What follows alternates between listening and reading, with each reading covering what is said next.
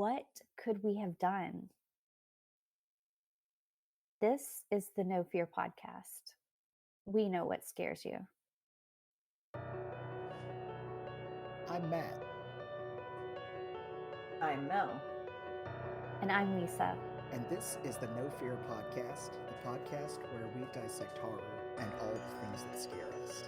This is episode 13 of season 8, and we are finishing our series on Midnight Mass. So join us as we collectively work through some religious trauma just in time for the Easter holiday. Okay, so I'm starting us off here.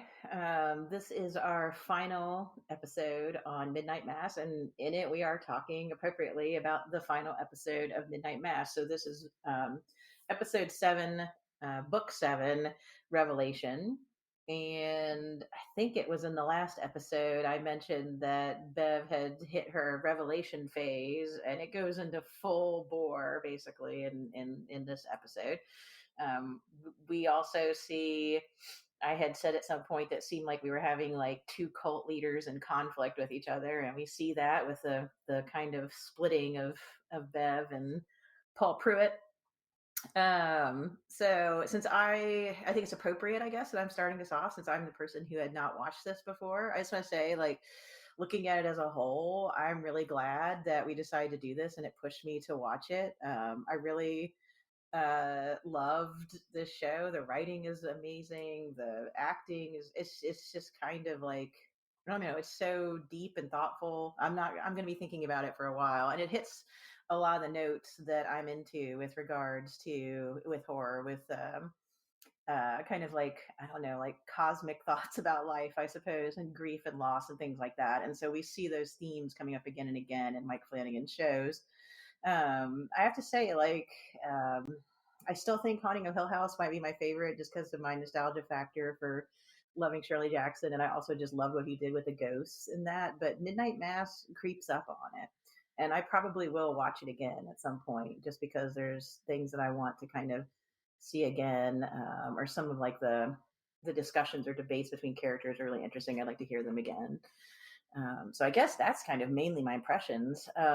Specifically about the episode itself, yeah, I mean, I thought it was interesting how we kind of see these characters changing and developing. We saw the split between, I guess, the true believers and the people not so much kind of come to the fore. And I mean, even though Paul Pruitt gets on my nerves and I feel like he should have done different things, I really appreciated the fact that we finally see him and Mildred addressing the things that we already knew were the case, but coming, to the fore with it. And it was interesting to me how it's like this horrifying, I don't know, vampire purge that's happening, but we have the opportunity to pause and take these moments with characters and really kind of dig deep into them. And so that was really interesting. I think probably my favorite part of this episode, and that's hard to say because there's so many good moments, was probably Paul Pruitt and Mildred, because there really seemed to be some sort of like, I don't know, like development there, or maybe just explanation of some of the things that have been going on in the show. But it's hard to just pull one thing because there's just so much good, even though it's extremely disturbing and bad what's happening in this. The way it's handled is just so well done. Lisa, Matt, what about your impressions? I know both of you have watched this before, but what are some of your thoughts? I guess if you remember first impressions, share those. If not, just thoughts now and watching it again. I'll jump in next. I guess my thoughts on finishing this episode were kind of I can't remember my exact thoughts from the first time I watched it. It's been several years now, but I do remember like finishing the episode for the first time on my first watch and just kind of sitting there and just going, wow. And I still had that feeling after watching this episode. Like the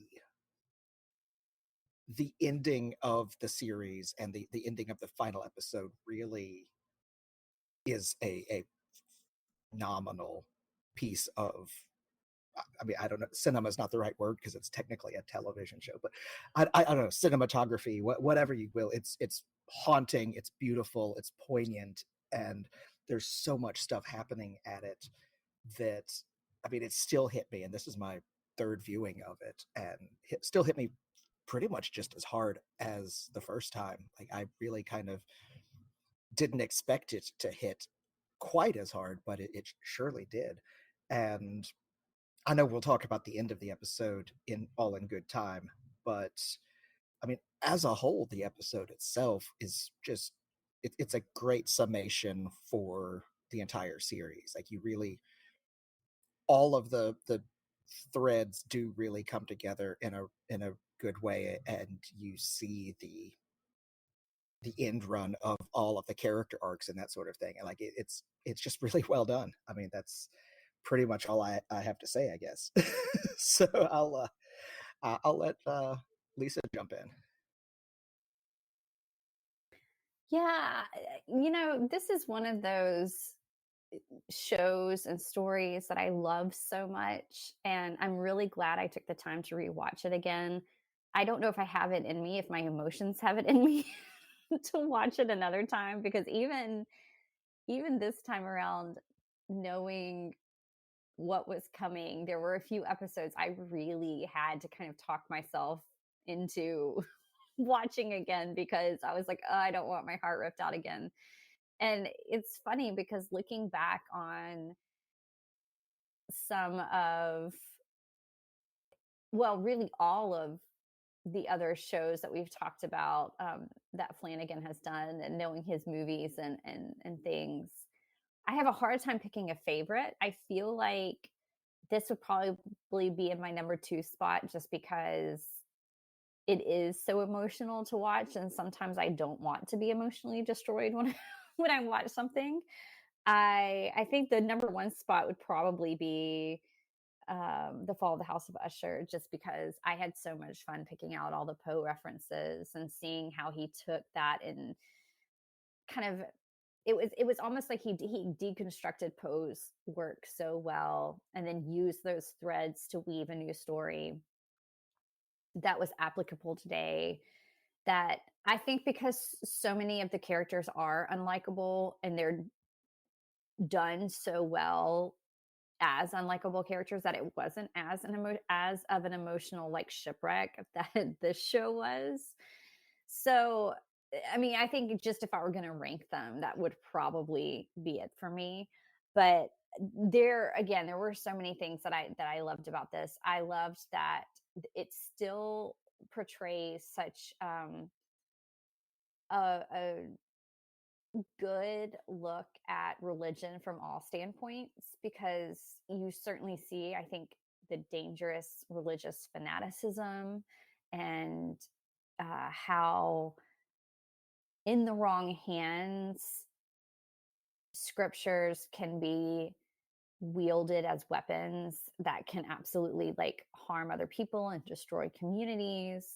But I think you also see how, some people can still participate in a religion and still maintain like a love and care for other people in their community, even those that are different.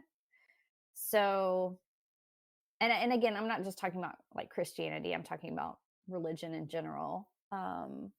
But I think that's certainly a focus here in this. I also just, I think that, Matt, kind of what you were talking about, I really enjoyed the cinematography of this, and it's such a good looking and well done show, but it's not like style over substance, which I think is difficult to do. um I mean, even when you take like the opening of that image, some of the opening scenes you have this like church at night, and it's empty, but there are just the blood splatters everywhere, and you have the aftermath of it, and Pruitt just kind of sitting there shell shocked. um which, Mel, I kind of echo what you were saying about being frustrated by him at some point, but at that point, that was an emotional moment for me watching that, because I think he recognizes, maybe for the first time, the gravity of his actions and all of the consequences that have happened because of what he's done. And I think for so long he had been I don't know if brainwashed is the right term, but certainly indoctrinated to believe that what he was doing was a help and was good and was somehow like ushering in, a new wave of Christianity for his church and for his community and for maybe even the world, that he was willing to do bad things in order to make that happen because he thought there was going to be some sort of net good that would outweigh that. But in reality, I think at that moment he realizes the mistake that he's made, and that doing these bad things has led to something even worse that now he can't control, that he is responsible for. And I think in that moment I felt a lot of kind of empathy for what he was going through, and seeing that. And I really enjoyed seeing, especially the talks that he had with Mildred, who is now like young again and she's full vampire, but they're finally able, because the world has literally burning around them, that they're finally able to talk about things that they've never talked about before. And you kind of see them coming together as a family, of course, only to be like immediately ripped apart. Which again was devastating to watch, because I could feel, I think if there weren't the Mildred storyline with Father Pruitt, I think I wouldn't have felt as empathetic towards him, or I wouldn't be as invested in his storyline. But I think because it was this like forbidden longing that he had, and this like strong desire for another life that both of them realized they could never have. I mean, she was never going to walk away from her husband because she didn't know what that would do to him. Obviously, he was never going to like walk away from his what he thought was a life calling with the church. And just the fact that they could bring about this child and never raise it together, like never raise her together as a family. Like, I don't know, I really like the emotions behind that really got to me. That I appreciated that storyline and how it came together. Um, and then I also, just when the vampires were kind of going on their frenzies, which by the way, it reminded me, this episode in particular reminded me a lot of like 30 Days of Night. Just the idea of being completely helpless while vampires are just absolutely ravaging a town and no place to run. Of course, they made it that way, right? By rigging the boats and the cell towers where they wouldn't work and wouldn't be able to call for help. But while that was happening, having that kind of soft piano hymn music, which has been woven throughout the entire series, but now was on full display with like these screams. And I kept thinking about, and I can't remember, I think it was episode 5, but somewhere in the middle, when the episode opened and you have the hymn music and you see all the people in town that seem to be doing really well, uh, and you want to cheer for them, even though you know what's happening as a viewer, like it's because something sinister has like come in, but they all seem to be getting better. And you want that when you're watching that, you want that to happen for them. But here we kind of see the full effect of that. And so to have that kind of same hymn music playing while there are like the screams of the people dying and being attacked in town is really chilling, I think. And I thought it was so well done. And then of course, like that weaves in through the ending too, which I'm sure we'll talk about. And the town kind of coming together in their final moments while they're now like singing the same song. It's just, like I said, the cinematography of this is maybe one of his best. If I was going to rank it like based on just like pure technique and pure style, Midnight Mass would probably be number 1 for me. It's so well done. It's so well done. And even though this isn't like a pure adaptation in the way his other TV shows have been, this does, I feel like, pay a lot of homage to vampire stories and kind of flipping those tropes on its head, especially with religion, because religion is often used to fight back against vampires when you think of like holy water and crosses and that sort of thing. And the whole like good versus evil of it. I think this flips it on its head really nicely, but also kind of plays up this whole idea of like small town horror. Um, you know, there were there were notes of Stephen King throughout like all of this and like Salem's Lot and that sort of thing. So yeah, I'm really glad I rewatched it. Like I said, I don't know if I have it in me to watch it again, but those are kind of first impressions and things that I'm taking with me from this rewatch.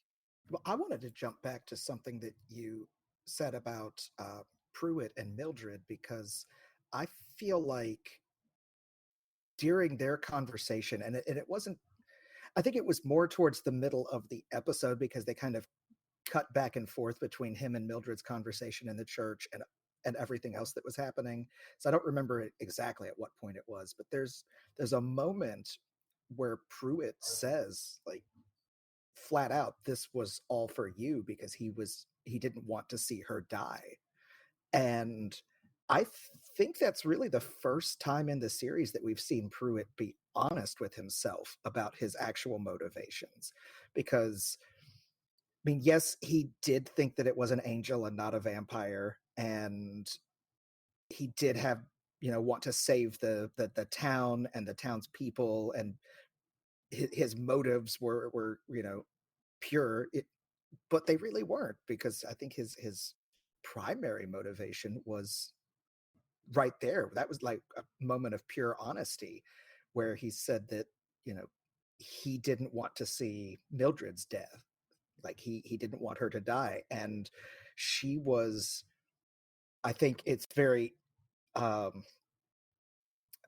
think it's very important for the story that she was suffering from the same sort of dementia, Alzheimer's, whatever, that he seemed to be suffering from. She didn't know where she was or when it was, and barely recognized her daughter. Like, they both, before all of the vampire blood, were in very similar situations. So I think it's very interesting to finally see him have that true like revelation that, like, okay, and if I'm being honest with myself, all of the other motivations were really second to you and my fear of seeing you die.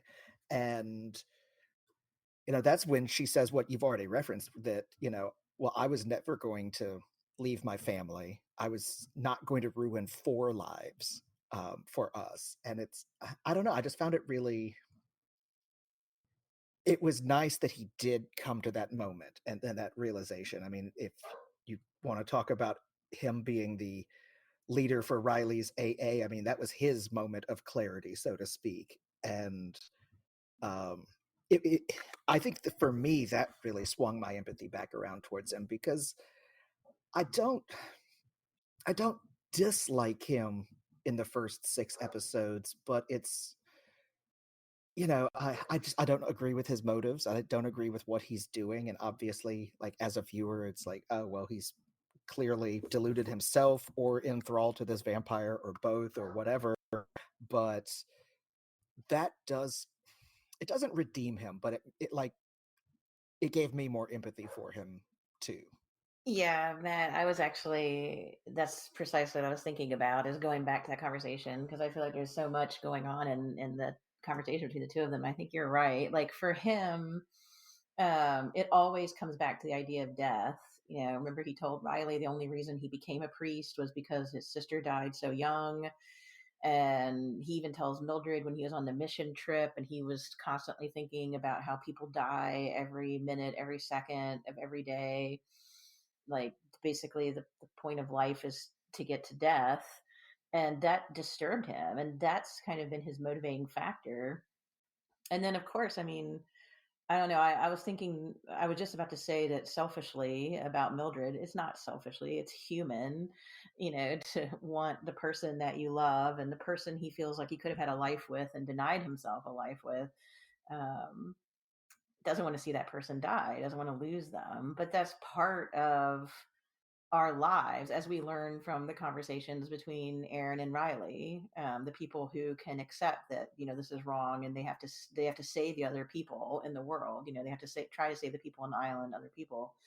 And I think, yeah, Paul Pruitt is kind of blinded by his obsession with trying to find a way to cheat death, whether that's through some sort of religious template with an eternal life, but then that's not good enough because he doesn't want to deal with it in his life. Like, I don't know, it's like a fighting against mortality. And I agree with you. I think him finally admitting to himself that it was his fear of mortality and his desire to keep himself and Mildred and his daughter going, which he still kind of tries to hang on to as a bitter end, which is really sad. Um, that's what did it all, and that was his motivation, as opposed to someone like Bev, who takes up the cause as like a religious zealot and just is, violence for violence' sake. And I think that kind of shows in the difference between the two of them too, and what they wanted to do. In his mind, he's still deluding himself that the spread of vampirism is like the spread of the gospel, which is really kind of insidious when you think about it. And I like that idea, Lisa, that you're saying that now we have religion spreading through vampirism, I guess, instead of fighting against vampirism. That was something I didn't understand too. When he first turns into a vampire, he's like burned by the rosary and can't say holy words. But after that, there's no explanation for why he can deliver all these sermons and quote Bible passages. I still don't understand that with 100% certainty. But there's definitely a switch in the way religion works with vampirism in this particular incarnation. But I feel like it was his denial to himself of the whole reason he even became a priest, which was to find a way to like understand and fight death, that led him to the vampire. And so, yeah, maybe he believed there was a religious vision here and like he was bringing religion to the world, but it was his fixed religion. It was his religion that made humans not be mortal anymore. And I think we see that that's kind of wrong, because if you don't have, I don't know, are you really human if you don't have to face that kind of thing? If you don't have to deal with the life that you have, um, instead of getting kind of a cheat. And then if you are immortal, then are you precisely human? What does that even mean? And I guess that gets into, what's going on the island as well. So yeah, I'm glad that you emphasized that, Matt, because I feel like it was building up. It was his fear of death that was the problem, in a way, not just the religious aspect, which I think kind of sets Bev off because she's interpreting everything through her cherry picked biblical references to go along with her idea about how nobody's as good a Christian as she is. And she's basically been living her whole life waiting for the punishment of God to come down on the bad people. Um, and so, yeah, I don't know. I think that is kind of an integral part to everything that's happening here. If you take away what makes us human, like what are you left with and what happens? Um, I don't know. I think it's a really interesting kind of meditation on what that means.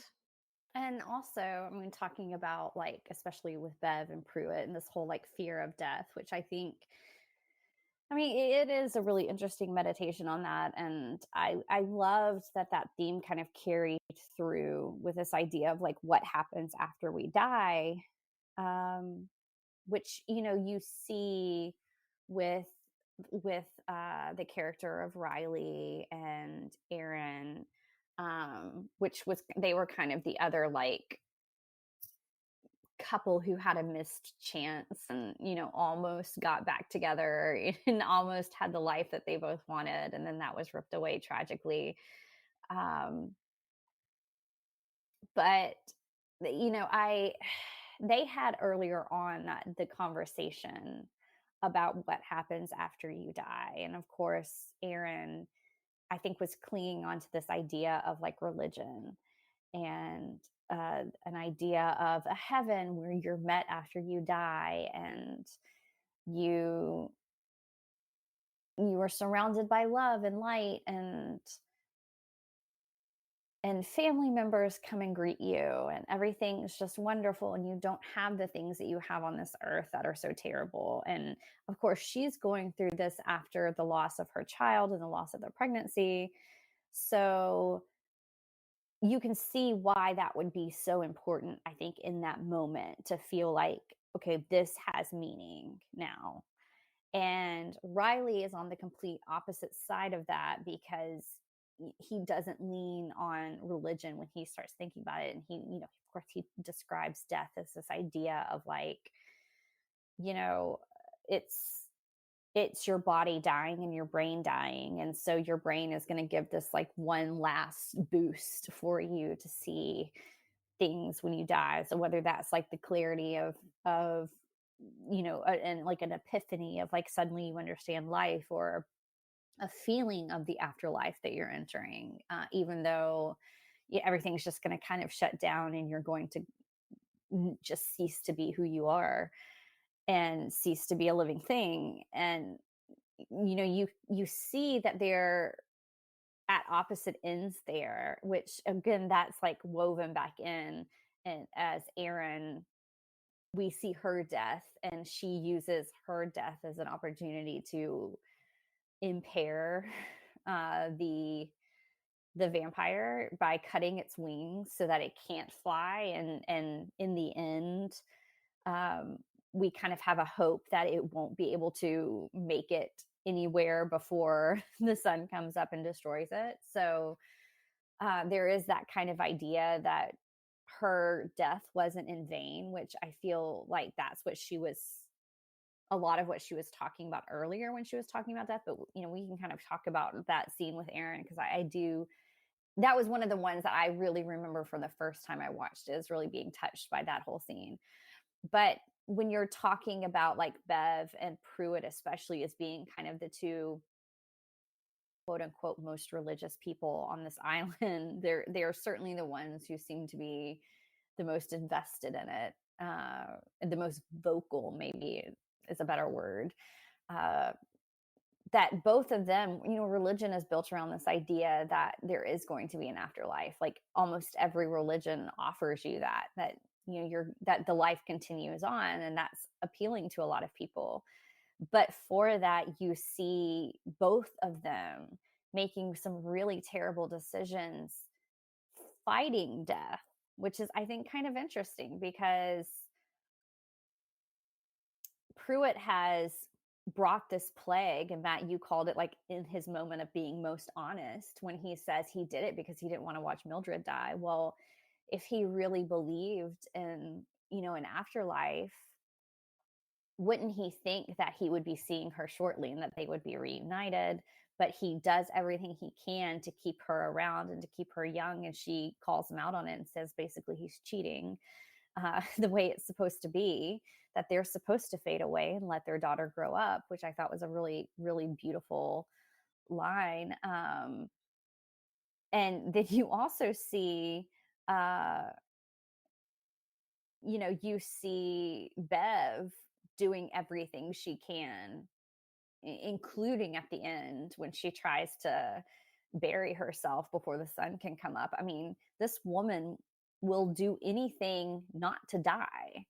And I find that really interesting. And that's probably, you know, that's, I think, showing how it's human nature to fear death, but also how that's a big, um, I don't know if hypocrisy is the right word, but in religion, that it's so built around having this afterlife and promising that, and promising who's going to go there and who's not going to go there. And yet we still do everything we can to stay alive and to stay here. And we fight like hell to do that. I think that's really interesting. That's really brought out uh, in this episode in particular.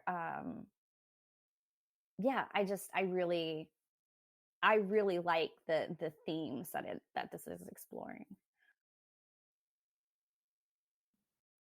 Yeah, I think now I'm blanking on who said it, but I feel like it was Annie who said, isn't it isn't it telling that we have faith that there's an afterlife, but we still try to keep going, before she makes her kind of heroic stalling maneuver, and basically is kind of calling out that human desire to avoid it. And yeah, I agree with you. It's a very powerful theme.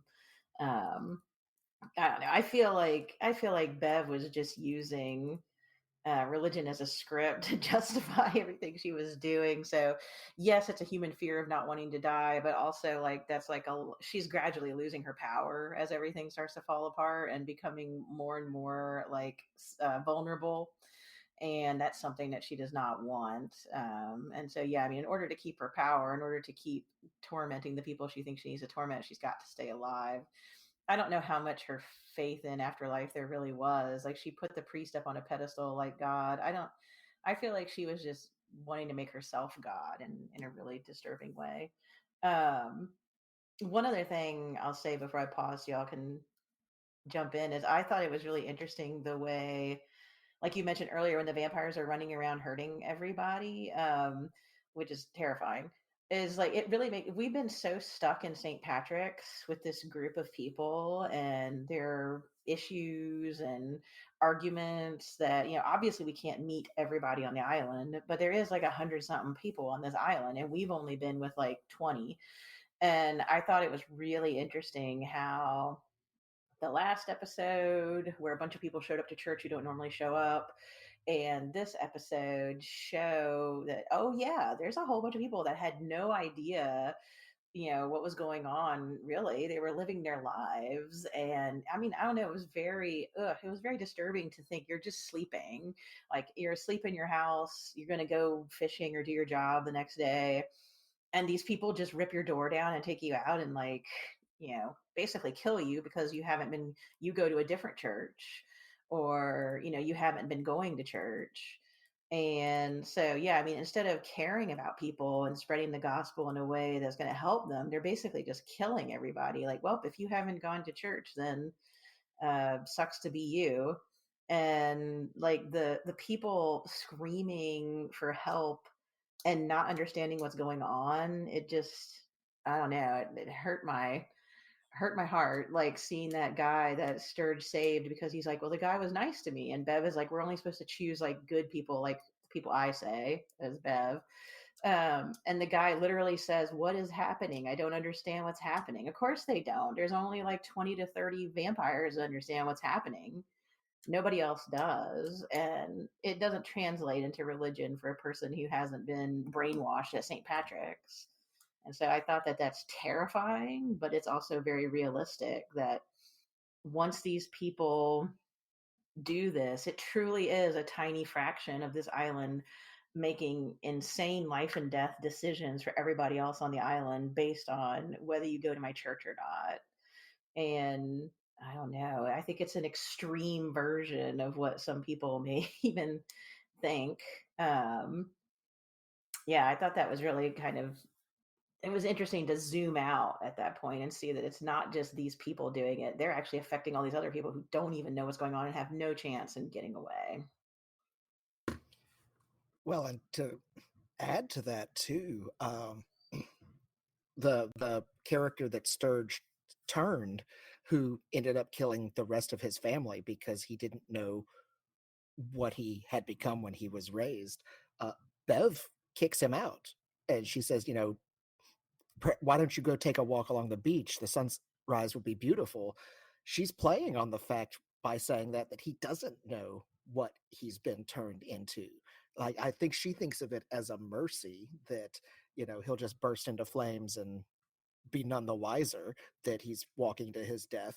But she, I mean, she plays on his ignorance, and I feel like that's kind of a metaphor for the whole thing, like you were just saying, that we've been following the congregation of the church, but they are not the sole population of the island. And I myself forget that until it's like back in your face in this final episode, like, oh yes, there are a lot more people than just the congregants at St. Patrick's.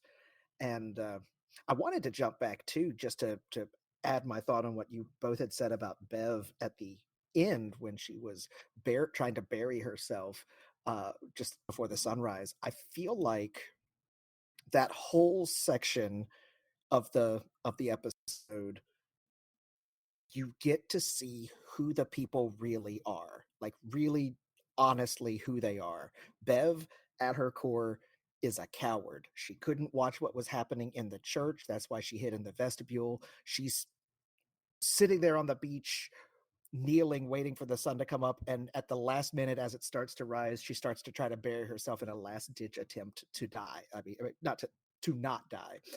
She's at her core a coward. You see Father Pruitt take his collar off and throw it away, and you see most of the congregants standing there singing "Nearer, My God, to Thee," knowing this is it. And I know we've kind of leapfrogged over to the final bit of the episode by my doing that, but I feel like it really does, like, all of those actions give you a clear picture, like, as they are faced with imminent and certain death, who these people really are at their core.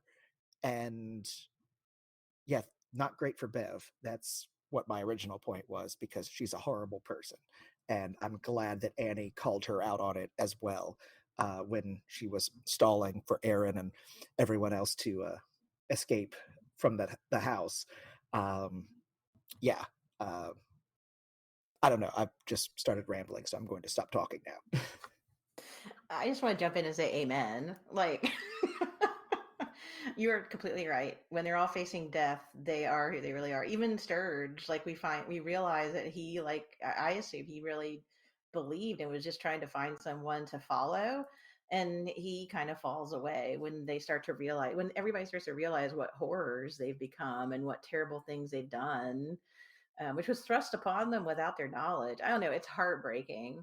But yeah, I think you're right, Matt, that at the end we see who everybody really is, even the people who are trying to avoid being vampires. Because, yeah, I mean, at that point, there's nothing left other than, your last iteration of your identity or what you believe in. Well, that moment where Sturge and the altar boy talk, and he's like, "What's the matter?" And the kid's like, "I don't remember, but I think I killed my family." And Sturge says, "I forgive you.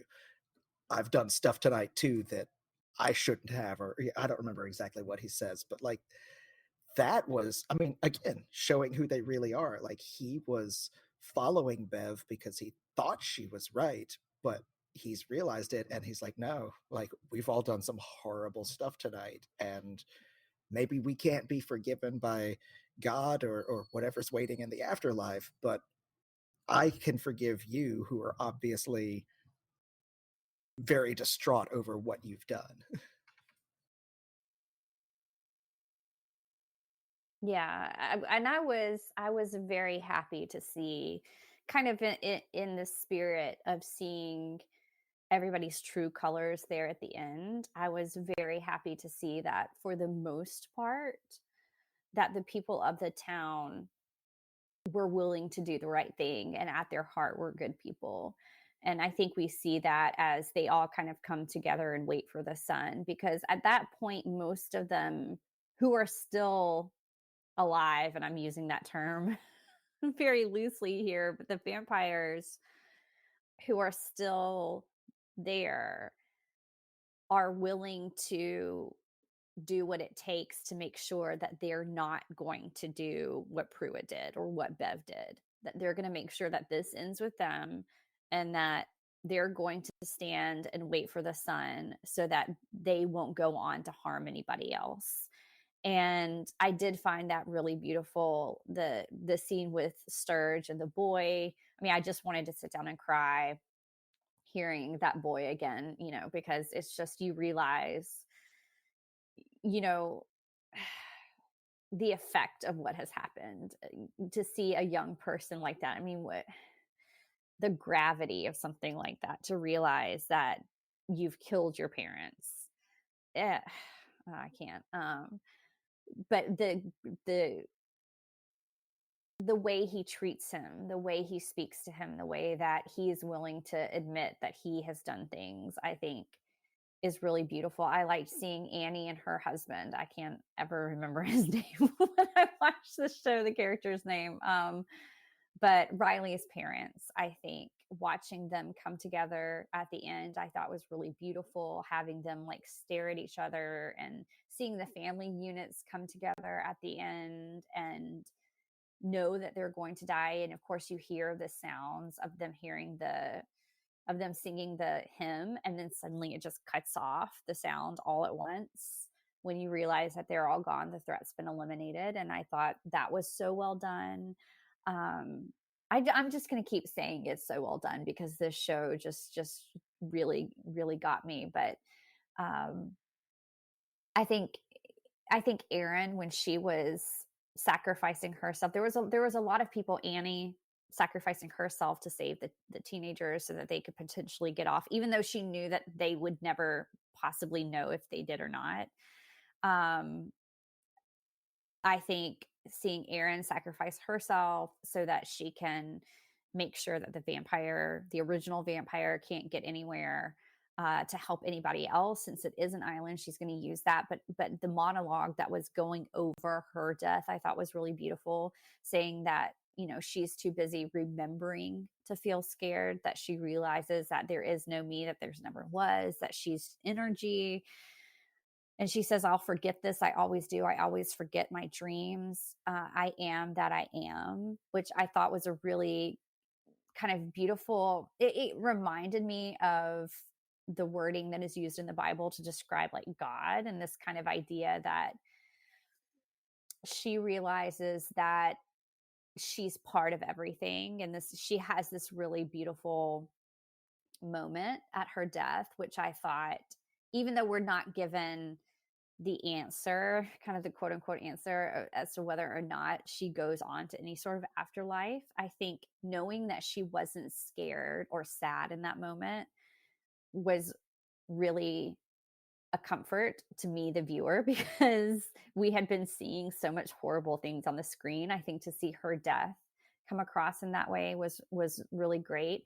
And then when we finally, as we see the sun coming up on everybody, and we do see those family units, the seeing Mildred and Pruitt with their daughter Sarah, she's had a terrible death, and he at some point tries to save her with vampire blood.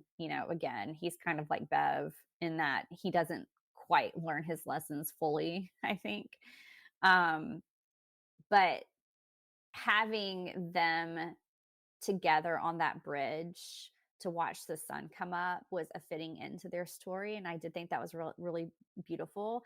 And the way they had staged their daughter across their laps, where we get to see them as a family unit, but it also reminded me, because there was so much religious imagery throughout the entire show, I thought it was really nice that it was this reference to like Michelangelo and his statue of Mary holding Jesus after the crucifixion. And of course, we're coming into Easter on this show and in real time. That's where we plan this really well, guys. But having that like pieta posturing, I thought was really beautiful. So again, it kind of, I don't know, it brought it up really well. And then we have the teens on the boat. So you do kind of see this idea of hope, or at least a glimmer of hope, that things might be okay, even though the town couldn't be saved. Which I also thought was nice, that it wasn't complete, like a total obliteration of this town, that we see the two teens in the canoe. Again, kind of a flashback to like Riley and Aaron, and seeing them right before Riley's death. But I did think that was a nice through line too. You just took everything that I was going to say and said it. Like all of my thoughts about the end of the episode. Matt, I'm just in your head. Like it was, I mean, it was literally like almost word for word what I was going to say on some of those pieces. But no, I'm glad that I wasn't the only one that saw that, because I still sometimes when I watch or read things, I'm like, am I the only one interpreting it this way? But I did want to add the comment of, because you already mentioned it, how it shows the teens in the boat and they can hear the people singing "Nearer, My God, to Thee," and how it just cuts out before the song actually ends. Like, that is just masterful filmmaking. I mean, I got goosebumps watching it, even though I had seen it, and I had forgotten that particular thing happened. But of course, I immediately remembered it as I watched it. I went, "Oh God, yeah, that's right." But oh my gosh, it's so well done. And one thing that I did want to ask both of you is about that final line of the entire show, because Lisa, you said that it does give some sort of hope that the teens are Lisa and I can't remember his name, but Riley's younger brother, I think Warren, are in the rowboat. They had made a point of saying earlier in the episode that they didn't think that they could row to the mainland in it, but I still interpret the ending as a fairly hopeful, because the very last thing that Lisa says is she looks at him and she says, "I can't feel my legs." And for me, that implies that the vampire itself has just died because its blood is no longer giving her the benefits that it had been giving. You know, they had watched it trying to fly away and um, speculated whether or not it would be able to make it to the mainland because it was flying west to avoid the rising sun. Um, but I read that as at least maybe they don't make it to the mainland. Maybe they do. That's very ambiguous. I like to hope that they do. Much like Sarah said, I like to think that they did. I want to believe that they did, but whether or not they make it, they've been sort of, I don't want to use the word purified, but at least released from all of the vampiric effects, it sounds like. So they are at least, it's almost a rebirth, if you will. Like they have that hope of continuing their life without the shadow of the vampire lingering over them, I guess. I mean, obviously, this is going to be a massive trauma psychologically. I mean, like physically. um, but yeah, I don't know. I read that as kind of hopeful, and I wanted to get you all's thoughts on that. I also read it as hopeful. And I just want to say one thing I thought was interesting. You both have mentioned this, but the stopping of the singing and they know that everybody on the island is dead. I also thought it was interesting that the wind blows the ashes of the people over them and they hold them. And I mean, besides the fact that it was like, if you're on the edge trying not to cry, it's like you're gone then. But also, it went back to Aaron's kind of interconnected cosmos idea, because they're like gone, but not gone, and kind of weirdly part of everything now, and kind of strangely like connects Lisa, and I think his name is Warren, to what happened. But yes, they have a lot of trauma from this, and I'm not sure they do make it back. I remember Riley said there's something like he hoped Aaron would try to row the mainland, but he knew it was like 30 miles. So, I think they talk about at one point that there's no way that they could make it. The little group that's rebelling, if they're in a rowboat, they needed a boat with a motor. So I think it's done. I think we're supposed to believe that the original vampire is gone because Lisa says that she can't feel her legs. So I feel like there's hope that they're not vampirized anymore. But I also feel like maybe they'll be able to make it back, but I'm not so sure. So I guess I'm happy they're not vaporized anymore and they have a chance at least. Maybe somebody will find. There's all sorts of fishing that happens around. Maybe somebody will find them. Maybe people will be like, "Why were these fairies sidelined?" and send a fairy and they'll find them. I think there's opportunities for them to be helped, so I think there's hope. But I also think that, as with everything else in the show, is very realistic in that they didn't get the boat that they needed to truly make it. So now they have to basically try to figure out how to survive on their own long enough to be rescued or make it back.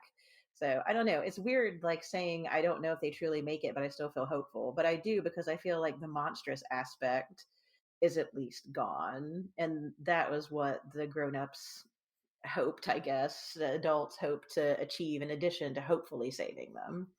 But yeah, Matt, like you and Dr. Gunning, I hope that they made it.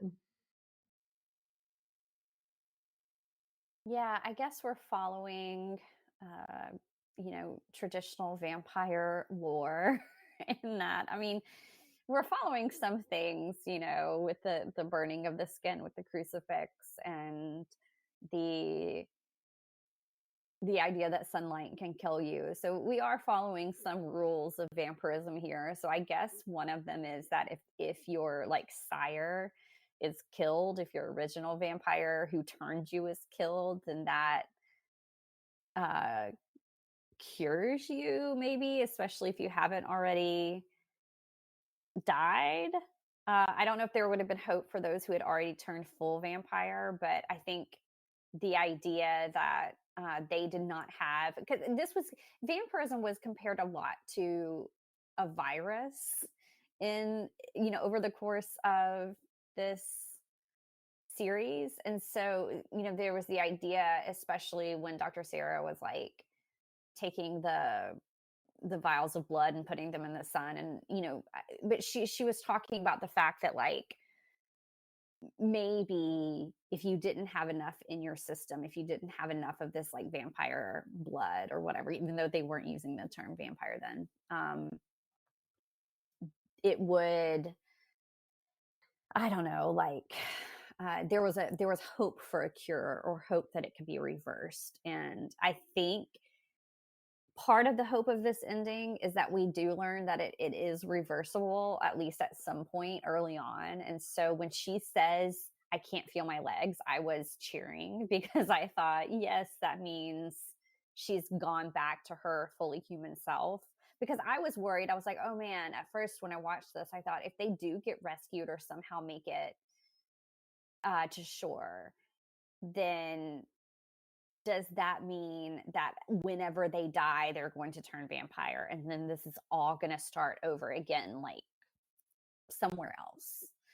But I think that idea is that this has been eradicated completely. So the hope is that if they are rescued, they'll go on to live normal lives as humans. But also, I think, as both of you have so well pointed out, that the sacrifices that were made on the island by the people weren't in vain, because now what happened there won't happen somewhere else. That they did put an end to it. So yeah, I do hope that they were rescued, or that they were somehow able to make it to shore, or at the very least, like, go back to the island, even though they're going to be the only ones there. But maybe that there could be some hope for, like, figuring out how to contact somebody at the, I don't know how it would all work. Maybe they're just in the rowboat, and another ship passes by, or boat passes by, and is able to, like, save them. I don't know. I hope that that's the case. I hope that that they do survive. But it is still, I think, kind of a bit of a blue sky ending, especially if nothing else, if we just look at it that good did overcome evil, that the goodness in the people of the island overweighed the, like, people like Bev, and the kind of selfish motivations of people like Bev, and it won out and was able to kind of stamp out the bad. So in that, at least I will say this was overall a very good ending, even though for the people of Crockett Island, it was not.